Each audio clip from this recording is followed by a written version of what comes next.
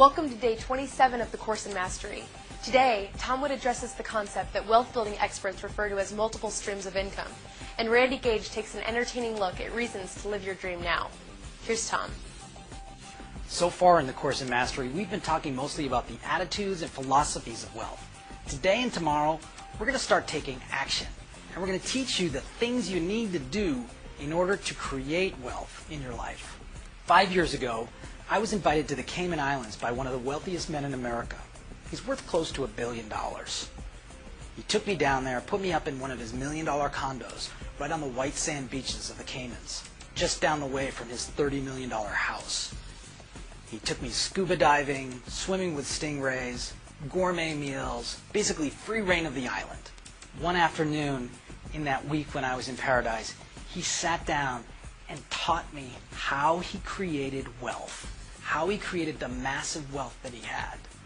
And then he allowed me to ask any questions I wanted of him. It was truly an education that I could never get ever again anywhere.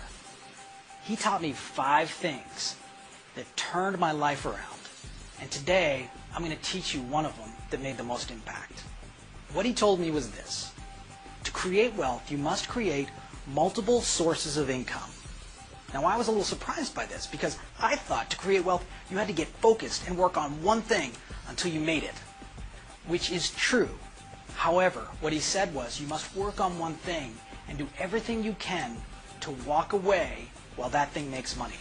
Once you're able to walk away from that one thing, you must leverage that business to create another business, building multiple streams of income.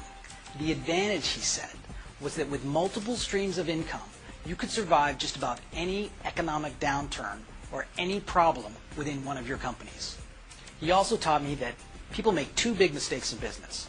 One, they try too many things or keep going from one thing to the next without having success. Or 2, they only do one thing. To do this, you must work on your business, not just in your business. What this means is a dentist cleans teeth. That's working in your business. A business person who's a dentist finds other dentists and builds income and builds customers and builds a business around that.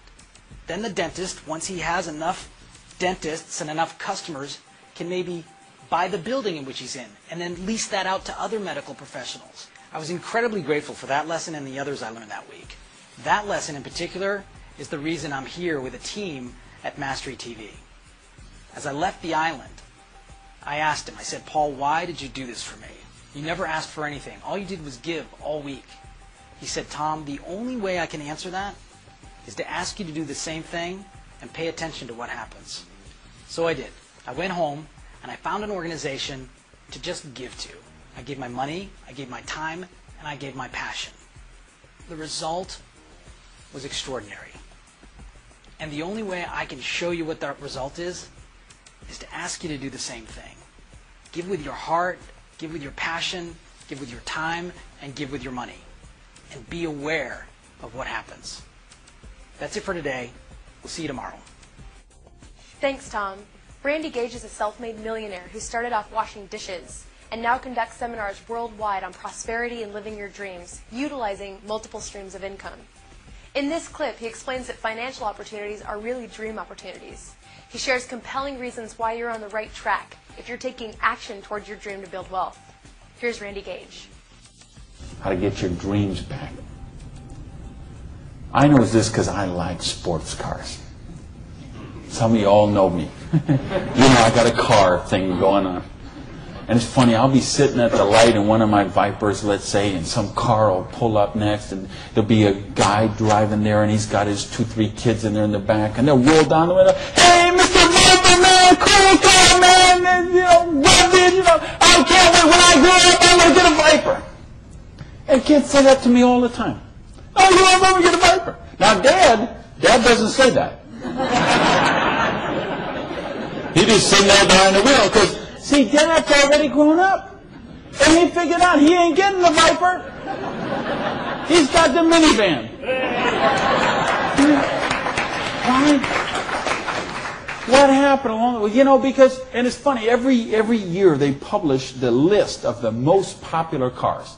And I see it every year, and it comes out. And I read the list, and it's funny. Now, when I talk to kids, and I talk to a lot of kids, they always like cars. And I'm going to get a Corvette, I'm going to get a Lamborghini, I'm going to get a Ferrari.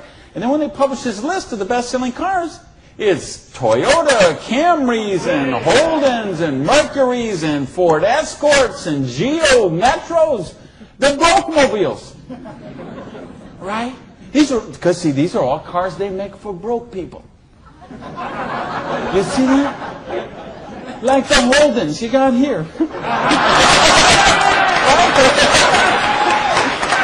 the Toyotas we got there, and the Chevys we got there, and the Buicks we got there. They make those things for broke people.